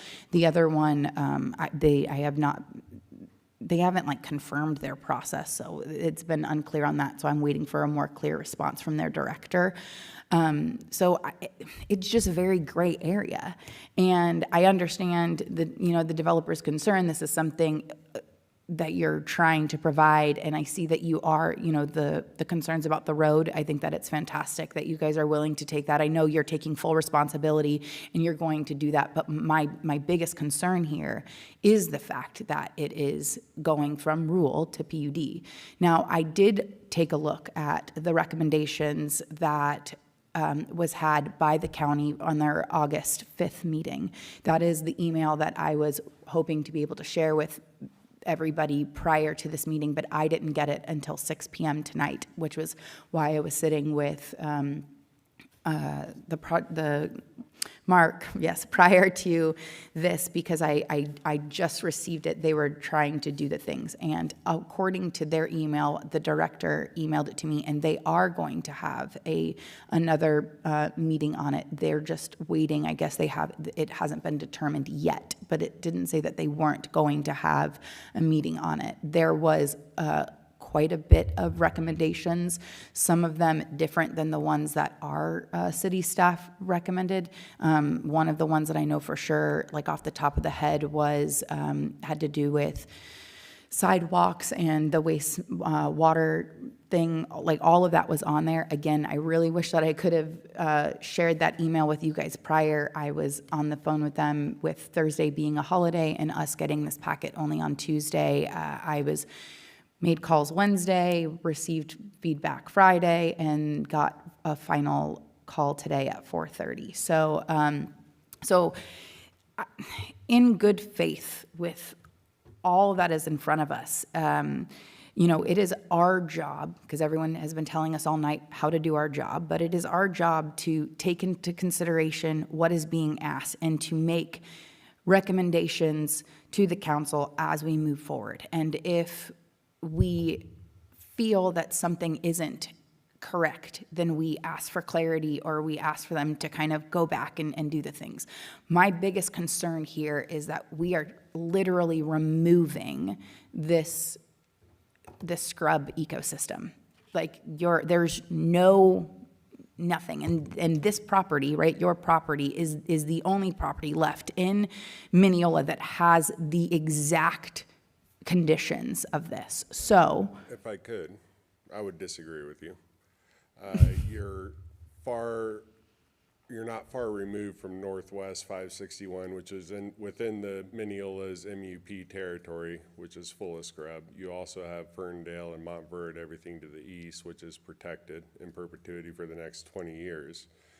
And my last comment to you is this is not native, virgin, rural land.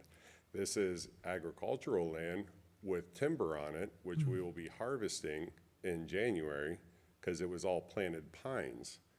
Everything to the north is complete cow pasture at this point.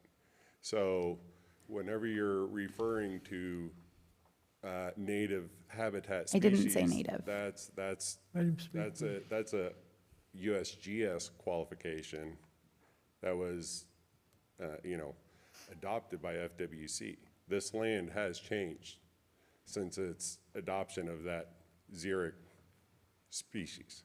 So it is a xeric scrub ecosystem, which it is not a native ecosystem. But what it means is that even though it was agriculture, over time, it still maintains the well-drained sand bridges. It still has like all of the potential. So it has foraging and nesting sites. It has the potential for it. It does. It has the pine. Definition it would, but if you go out there and walk it, it doesn't. Right, but we're talking about we have to look at the fact that the soil data, which appeared in your packet, it's all vacant, it has the chandelier sand, it has the low vegetation, it has the same conditions that's recognized as the potential of this habitat, right? And that's in your words, that was from your packet. So I understand that that it is agriculture, but that's not how nature works. And so as long as the components of these things are present, right? If I have eggs and flour and water, I can make a cake. And I might not need to make a cake with it, and I might not use it to make a cake, but it has the potential for me to do that. And so when we're talking about a development of this size that is now moving from rural, and you mentioned Ferndale, that's not in the city of Minneola. You mentioned some of these other places that are not here. I understand that they are protected, but that is not part of this. And what we're talking about is in our city, because you want to annex 194 acres from the county. And so these are concerns. These are environmental concerns, and I'm not the only one who brought them up.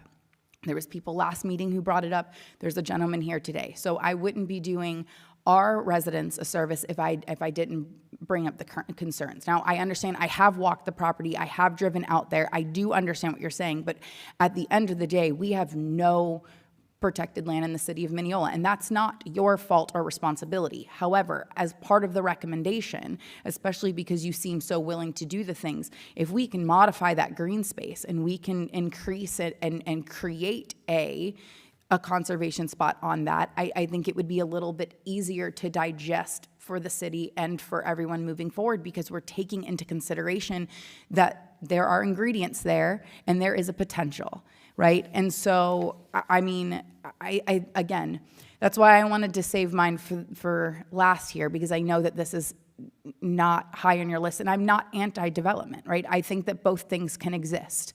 And I think that they absolutely should exist. But I think it's important that we have conversations like this and we're willing to say, listen, you want to build a bajillion houses here, a bajillion. And we're asking for a 25% increase on conservation and to really define what that green space means, right? I think that is a very common ground that we both can stand on, so that we can assure that, listen, we're going to create a space here. And again, you know, I know that this is something that in your experience, you've had it, you tabled it, you pulled it back, I get it. There's also a lot of things here that you guys are asking special exceptions for and variance. So where's the middle ground? And I think that conservation can be a big thing. If you're saying, look, we're asking for all of these things down the run, but we're willing to do this. We're willing to consider a conversation about creating a more defined green space with conservation. Well, I'll make that quick and easy. I mean, the acreage we're going to dedicate to the city, I mean, we can also add language that the city can use that for conservation. That percentage has been told, right? And you're asking for 25% more. So he said that the percentage that they would be willing to donate to the city, that they would be he would consider adding the language to make sure that it can be used for conservation. Yeah, in lieu of wastewater. In lieu of wastewater. So the city would have the discretion on what they want to utilize that area for. Okay. All right, any more questions from? I know I got extreme with we're just gonna bulldoze the carcasses, right? And I am passionate about them. I mean, we've had babies in our yard, right? They're this big and they're precious, and it's amazing. I also want to clarify, I'm not talking about, you know, the purple area, smelling that stench. I'm smelling the stench where they're processing now. And they're proposing a 3 to 4x increase of the processing of water. That stench is going to increase 3 to 4 times, right? That's what I'm talking about there. So the other piece that I want to make sure is clear, that's not a cow pasture right now, right? The owners have parked 5 cows there. I think the first 5 died because they weren't being cared for. There's some new ones out there, but that's not a legit cow pasture. That was until recently when they re-fenced and re-brought it in, there were no cows there, okay? I know I haven't been there forever, but the cows are a relatively recent thing. Speaking to the timber, yes, south of Sullivan is timber, and you know what happened when they cut everything that's south of the orange now? The turkey population in the area significantly decreased. I've got turkeys in my yard all the time. And as soon as they cut that timber, guess what happened? Not so often anymore. Maybe half as much, maybe a quarter of the time. I know the turkeys aren't protected necessarily, but that's what we're talking about. That's what the impact is. The green space, I believe this diagonal green space, that's the green space. Well, guess what? That's a power line. That's a utility. You're not going to do anything with that anyway. That's not a park. That's not conservation. That's literally, I can't develop under there. Let's give it away and call it conservation space. Thank you. All right. Any more questions from the board?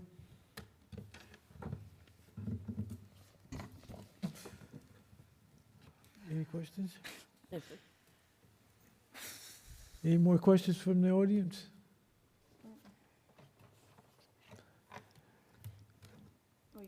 I was going to ask Jennifer, can you, sorry, I'm sorry, this one's really heavy. So can you offer us any feedback or understanding as far as what he said with the adding the language to that area? Do you know what is the current size of that they're trying, how many acres and? I believe in the developer's agreement, it's 10 acres that they are donating for the expansion of the wastewater treatment. And that's something that the city needs. So we're now adding language, right, to say, oh, you can use this 10 acres and we'll let you decide whether to use it for infrastructure or to use it for conservation. So I just, okay. Ooh. So what's your point? That doesn't feel like a common ground to me.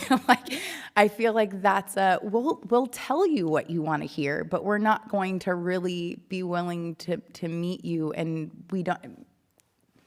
To me, it feels like we don't think that your concerns are valid, so we're going to give you the language, and then we'll put it up to the city. But 10 acres for the waste, like that, we need the infrastructure, and that's something that I know that I've heard Nathan talk about until he became blue in the face. I know that it's something that, Councilmember Eric Hernandez harps about all the time. So now putting it on us and giving, basically saying, hey, council, you guys have to make this decision to determine, you're going to use those 10 acres for conservation, or are you going to use them for needed infrastructure in the city? It's not going to be conservation. I can guarantee you that. So I think the thing is that we just had this beautiful exchange of words, but really there was really no true compromise. I'll give you some words. Okay, great. What are we going to do with words? Words aren't going to save these animals or, create spaces or a potential for us to restore ecosystems or anything. So I feel frustrated by that. The other biggest thing is, now that we're going to get it all the way into it, we're changing to PUD. Well, now we have all of the dark sky, which again, I know it's a controversial topic, Mark Johnson, I'm sorry, but our code is not considered dark sky as the standard. So now we have no conservation. We have a rezoning thing that we're taking from rural to PUD. We're adding a bunch of development, and you're giving me words.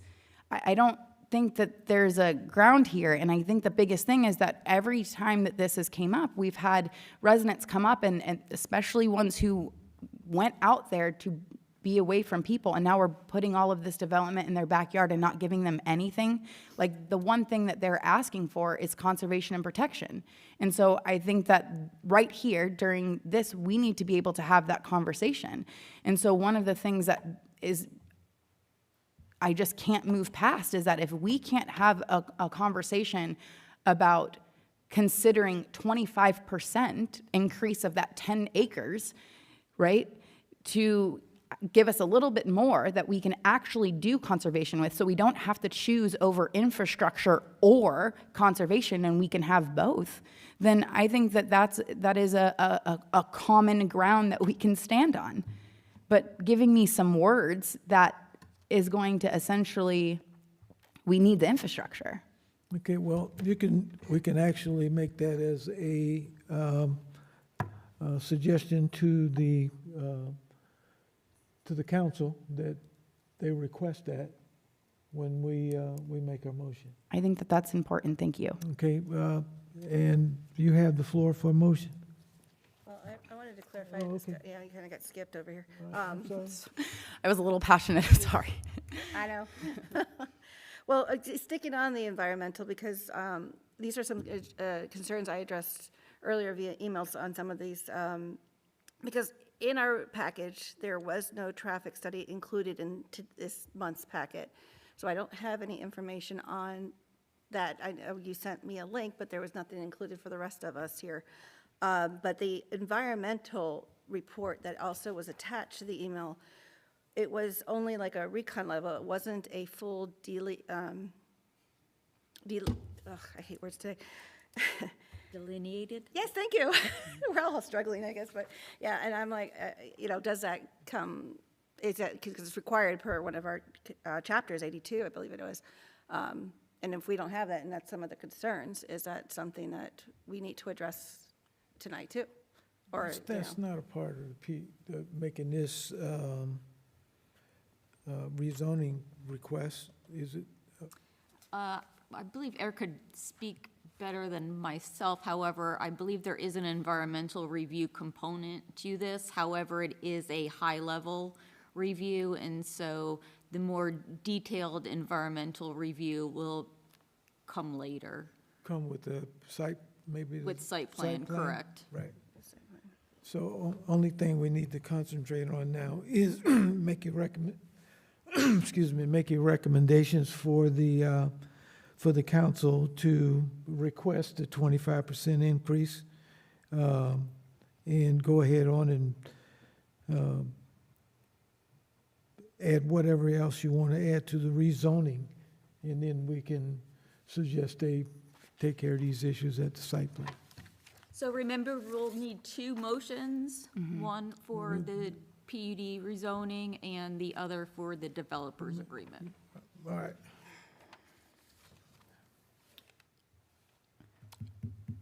Motion? Okay,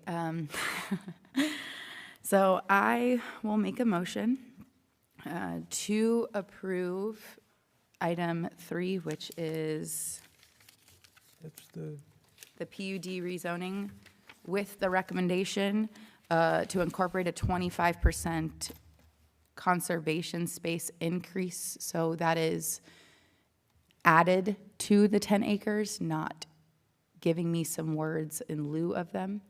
this is the green space, correct? No, this is a separate conservation space, a recommendation for an additional conservation space. And that was the main recommendation. So I make a motion to approve with that recommendation.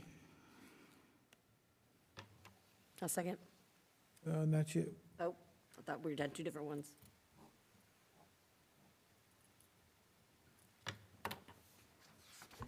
Okay, you've heard the motion. Any second? A second. You've seconded it? Yes, sir. Second. All in favor, say aye. Aye. Aye. I just want to think it through. So many concerns. All right. We miss anything there, Attorney? Nope, perfect. Okay. All right, the next is item 4, resolution for the land development agreement, Shepherd's Landing.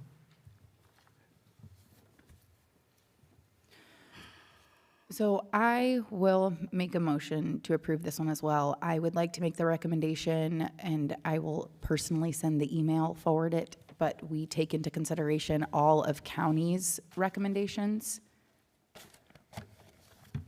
with this one. All of the county recommendations? Yes, and I will be personally forwarding the email.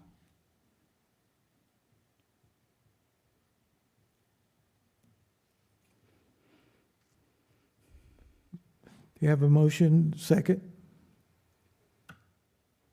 I and I also want to make sure that we're adopting consideration to all of the city recommendations as well, because I think he had quite a bit on this one.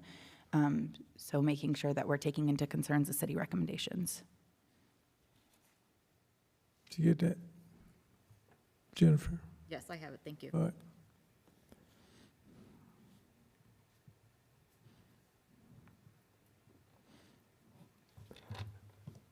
Need a second? Second. All in favor, say aye. Aye. Aye. Aye. Aye. Thank you.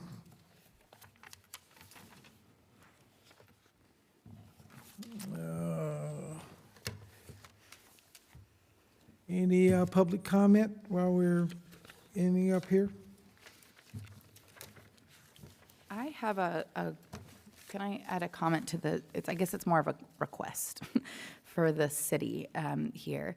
So I recently spoke to a couple of municipalities about their planning and zoning, just to kind of figure out best practices, because tonight everyone seemed to come up here and tell us how to do our jobs. So I wanted to do our due diligence on that.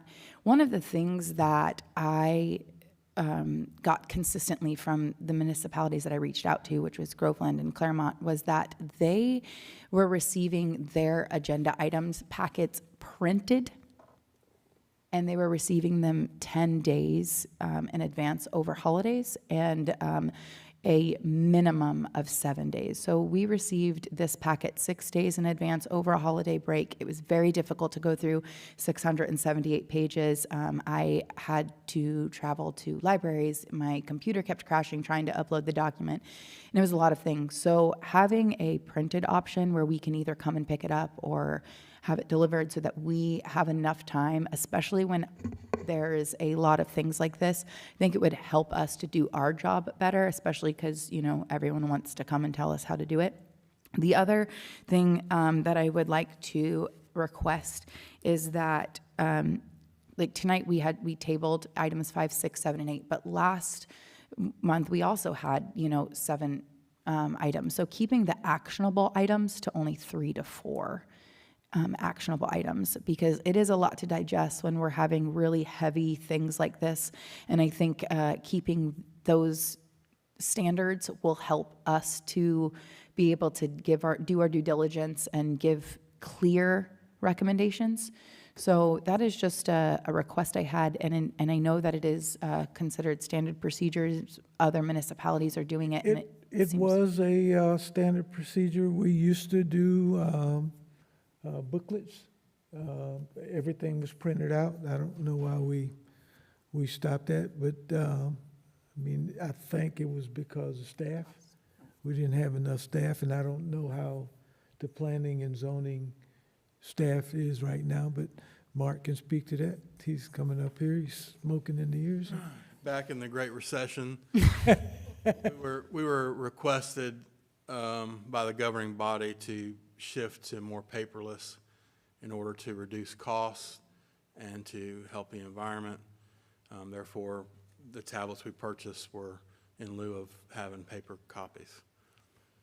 Question, Mark, then maybe can we solve this by maybe issuing a tablet? Or is all that information online?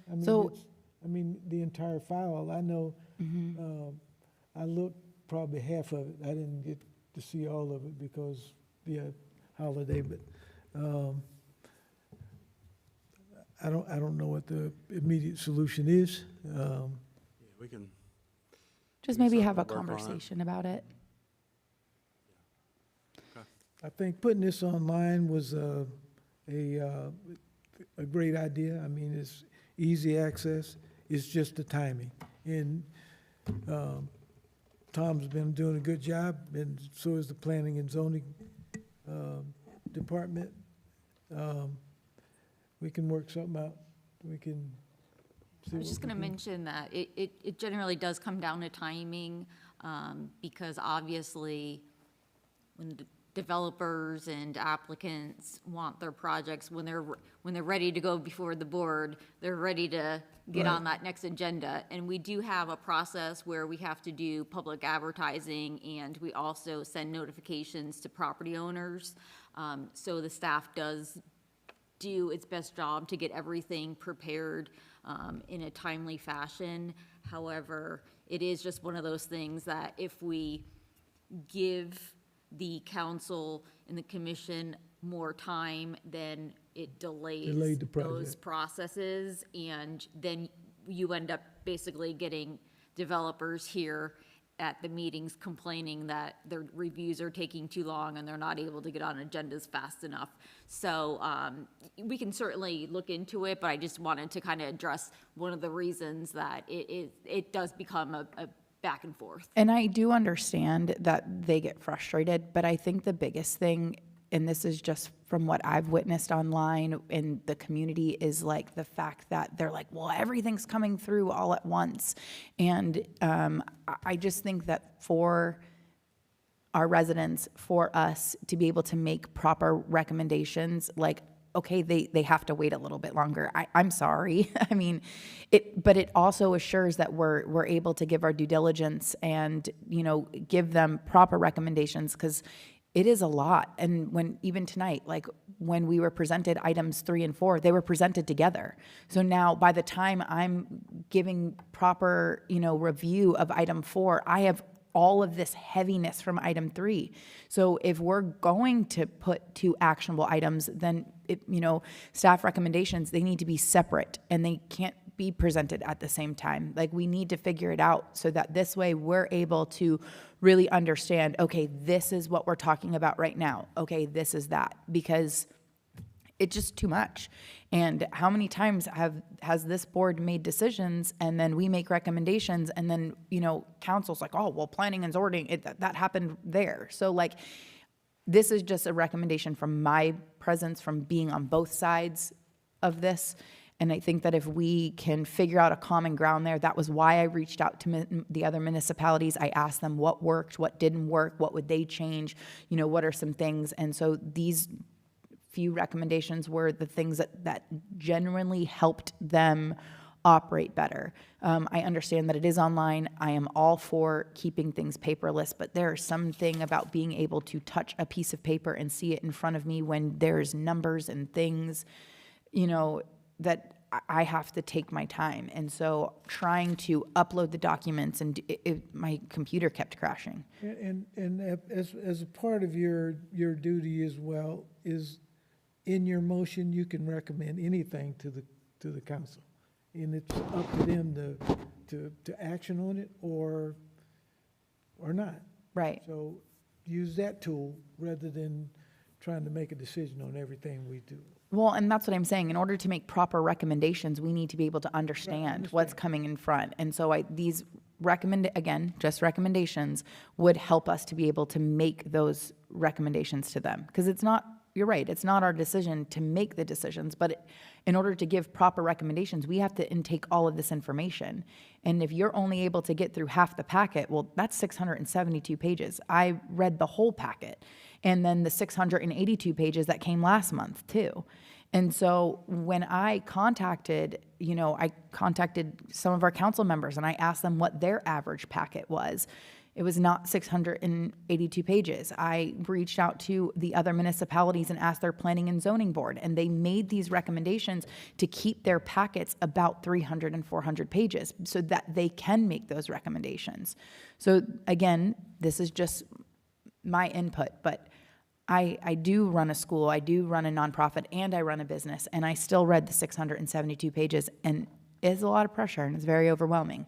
And I want to make sure that I'm giving the best recommendations, as a citizen, as an advocate. People we're the first line of defense. And so if we can't do that, then we're not doing our job. All right. Madam Vice Mayor. All right, if I just have a question too, because of the email I sent out to some of the concerns of missing. Is it possible that the staff can include some type of cover checklist going forward to, so I know, or if we know something's missing or not? I mean, to find, Is that something possible, like, to include? A cover checklist? Because I know that's something that other cities, I think, do too. They include a cover checklist from the staff for our packets. Cover checklist with the, Yeah, include a cover With the checklist. agenda? Yeah, with the, Is it part of the well, agenda? not the, well, with the items so that we know, because, like I said, I felt like there were a bunch of things, I had a bunch of concerns on, in the packets. Sorry. okay. If that's just something I can include, because she's, I mean, I had struggled with all the packets too. It's probably a Tom question, but just want to make sure I understand your request. So a checklist of everything that was included within the backup to show you, Like, yeah, like items like, so we know that there was nothing missing or, like I said, because it's based on what I had addressed with the concerns of missing documents and. I see what you're saying. So I'll work with Tom to see Because, if yeah, we can. I believe other cities, or it's normal to be included for P and Z. I think we could probably take our land development regulation sections and Develop a make that into a checklist without it being too complicated. Okay, yeah, I appreciate that. On the tablet, when I was scrolling through the full packet here, you could definitely see the context on the side, and you could go to Oh, yeah, specific okay. items, right? So you're saying like basically that on the front page? No, like the required checklist for that item. So like, say, for example, they're doing like the PUD, they would say, this is what the city requires, this is what the applicant submitted, to assure that everything's there.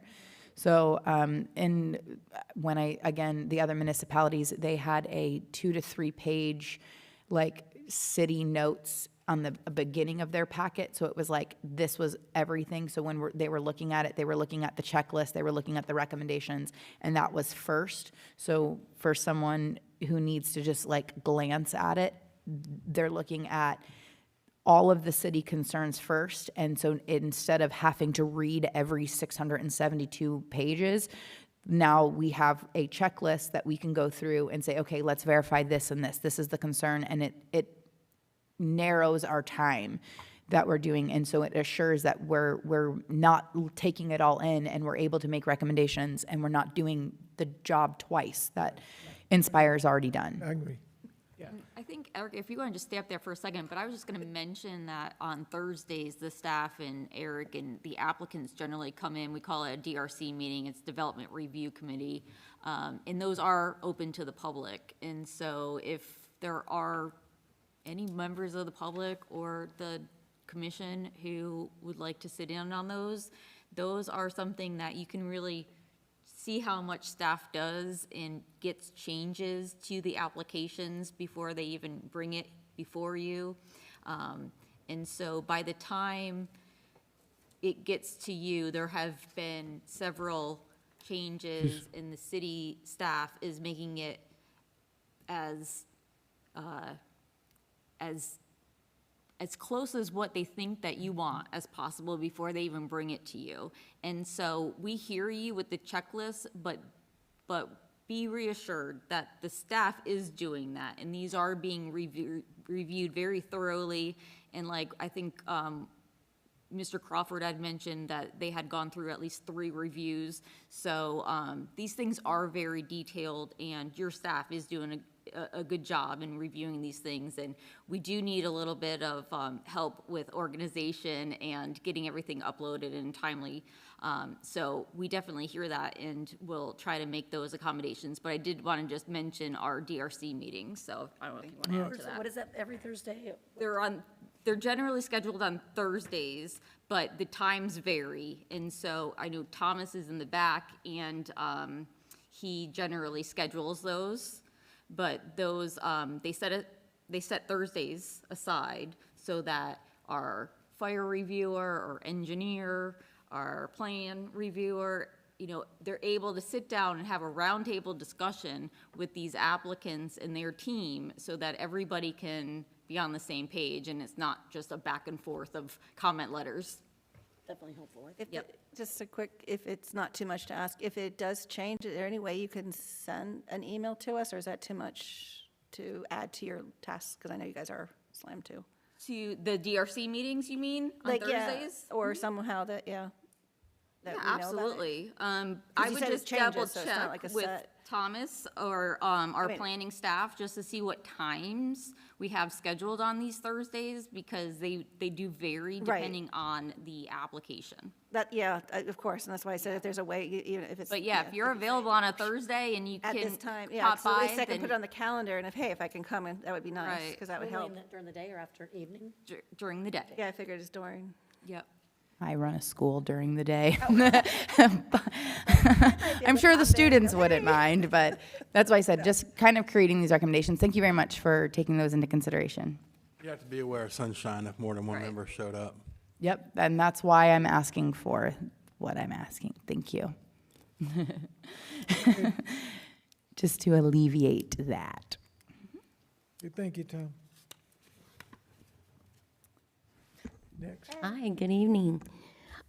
First of all, I want to thank Nicole Marie and Mindy Bay for being here with our absence. We have 3 not feeling very well tonight, so hope they get better soon. So thank you all. You did some really good input, some great questions you threw out there, and I can tell you from the council's point, we really appreciate it. So thank you. A couple of things for you. The Minneola Parade, we're going to have that Saturday, December 13th at 6 p.m. And if you guys want to do a float, we got to figure that out, maybe get together. Is it? You have one planned, that's great. Yeah, Kevin's backing out this year. No. Kevin. Guilt trip. Yes. It's a lot of fun if you. It is a lot of fun. You guys want to I have had a be a great part of time. that. I'm looking We forward have a to it. Yes, it's a great time. Out of the truck. And while I'm thanking, thank you, Kevin, too, also for your input. We always appreciate you, too. I got your back. I think we all do. We're also doing a ribbon cutting for the new fire station. That's going to be Friday, December 19th, and that's going to be at 4:30. Love to have you there to represent, because your input was a factor in that as well. And that's all I've got. Thank you. Thank you, guys. Any other comments for anybody? I just want to piggyback on what Mark mentioned. So if you do come to the DRC meeting, let us know. Don't talk to each other if more than one of you show up. But also, please be mindful of emailing one another, even if it's just about attending these meetings. Please, if you're not going to, if you don't feel good and you're not going to attend, please reach out to myself, Mark, or one of the staff members, and not another board member. If you have any questions about any of the sunshine or ethics laws, feel free to reach out to me. All right. Anything else? I think we covered a lot. Motion to adjourn? Make a motion to adjourn the meeting, or are you making the motion? I second it. All right, Can I do both? No. we're adjourned. What time is it? Late. I know. Late. All right. 8:36 Thank you. p.m. Thank you. I like to write that down because it's going to be. Thank you, Tom, Mark, Kevin.